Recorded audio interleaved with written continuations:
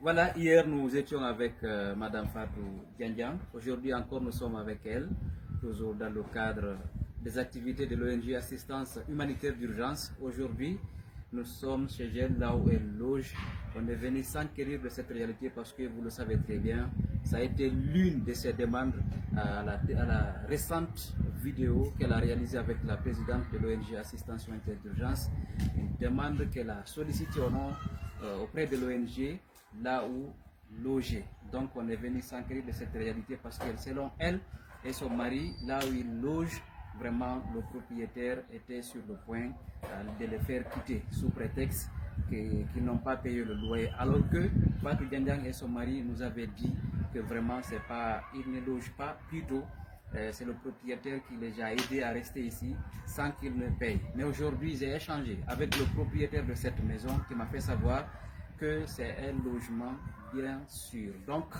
ils doivent payer, c'est-à-dire par mois, 150 000 francs guinéens. Mais depuis qu'ils sont là, ils n'ont pas encore payé, selon le propriétaire de la maison. Il m'a fait savoir que vraiment qu'ils doivent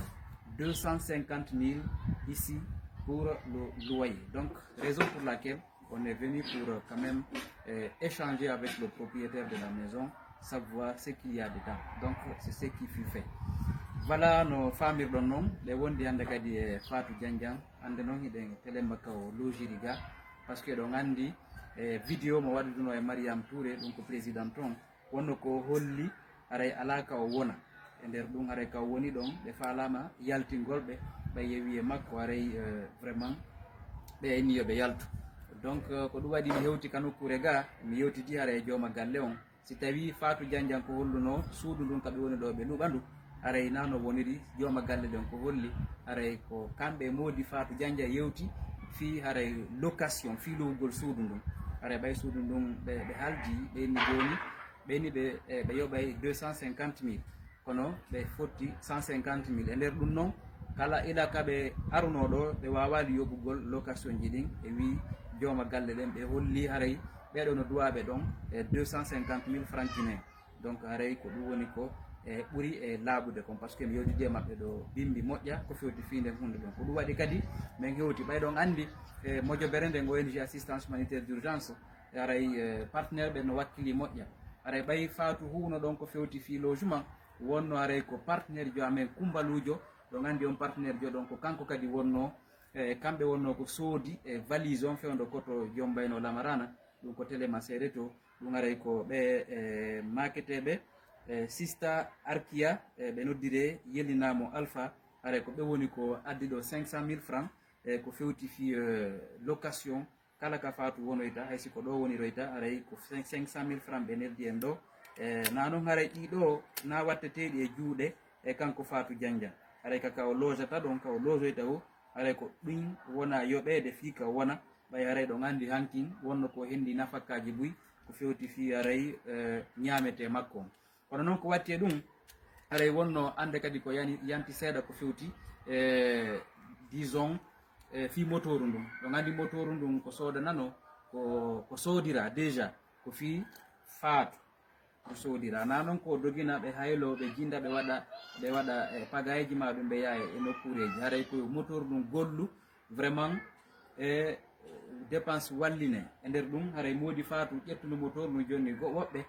ɓe haldi wo 25 000 e nder ñallal ngal ɗon anndi noon haray recette moto mamum ɗo ko 30 000 e nder ɗum noon haray min humpitike e nder ko woni gollude kon kanko taxi moto jon e mbuuɗi ɗin ko woni gollude kon o ala jonnude Fatou donc mbuuɗi ko woni gollude kon ko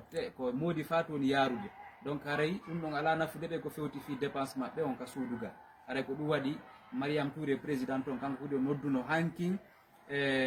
won jogiiɗo motoru ndun o innimo haray yo artir moto on par ce que moto on e naafi gollugol mbuuɗi e si mbuɗɗin heɓike na ko fi hay si oya hendoto mbuɗɗin ko woni hara koɓe nafitorɗi kono ɓay ɓe ala nafitorde haray Fatou Diandiang ñande won o yaari ka amen ko fewti fi dépensé ko nete muɗum haray ko ɗum waɗi o inni yo motoru ndun gaaru haray noon Fatou jarano omi fuɗɗino a wolaade kede ɗamoni ne awa non na fi 500 tawarden ɗo motoru ndun a hettindu mi hettindu motoru ndun gonto woni on to moto wona tiaja lugol no ena ko samburan ko me lozi ko lozu don donc ko me lozi do andi jaka on lubaka on yoba wol harika ko mi ka ko moda yitla ngo bilubani mi kay nan ko hundu ko moda mit yawa kam ni wo bilubani aw andi on lubaka nan don duwaga joddi suudu 250,000 afami modi ma no duwa do suud joddi suudu 250,000 parce que ko modi ma duwa dum afami di budi ardi do 500,000 francs woni do ko bimbi do president on jonni landi Mariam Touré 500,000 nafi dey mbuudi mami ɗiɗo ko mbuudi fi suudu ka wonoy to wosi ko ɗo e siko nokkugo a faami hara ko yoɓugol ko ɗum haray ɓe adduɓe sista arkiya e adduɓe mbuudi ɗin haray ko fi ɗum ɓe addi a faami joni no may mi yiya motor ndu may hollami kadi saabi o voilà haray ko ɗo e faatu woni ko looji o yi sundu donc ɓeyni woɓe ɗuɓa haray joma galle ɗe men yoɗi no bimbi ɓeyni ɓe ɗuɓaɓe dey e haaldu yoɓugol mois ɓe lewru ɓe 150,000 awa may hollami moto may ɗum joni buɗɗi mbuɗi ɗo hina fi mbuɗi makitini awa. Donc on va montrer la moto. Voilà, eno do moto ru. Ko bimbi do aray, ko hanki be artirindu. Eno casque wangal do. Be ko bimbi do, joni be artiringal, jogino be moto. Parce que kambe kadi ko ngakke hakke shooting do. Awatli moto onka. Voilà, eno moto ndum ka chambre makko do. Bien. Joni de wa yawde kaduma, kaduma do. Va partir au salon. Pardon. Voilà. Oh. Donc, allez, Fatou. Modima. Quand je donne nos motos, on gollo, namena. Mais c'est là que je donne nos gollo, à qu'on a fait dans mon faux. Allez, me won, allez, mais les woni pour. Parce que au fil nous soit dans la coffee, nous gollo. E bon dépense momo kono be wawata men jetta motoru partenaire ben soda motoru fiima fi ko nafitora ndum motoru du golla dim mbuudi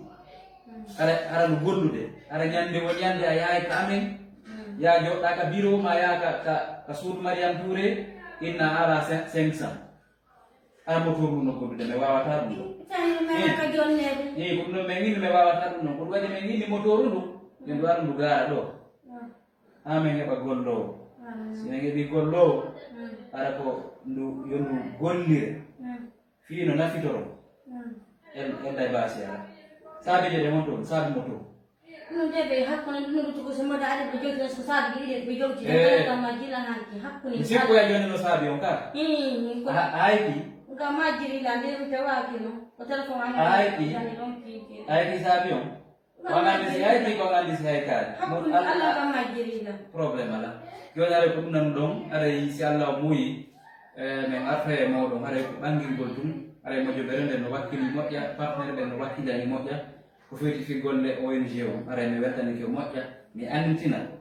di mbuudi ardi do ko sista Arkia woni ko hewtini di e juude ONG o fi location suudu Fatou ka wono taw fewdo do ni ka doni do ko modi makko duwa do kanko duwa yobude do ko dum be wonde men be duwa ga 250,000 on ara men affaire mo inshallah moy wassalam.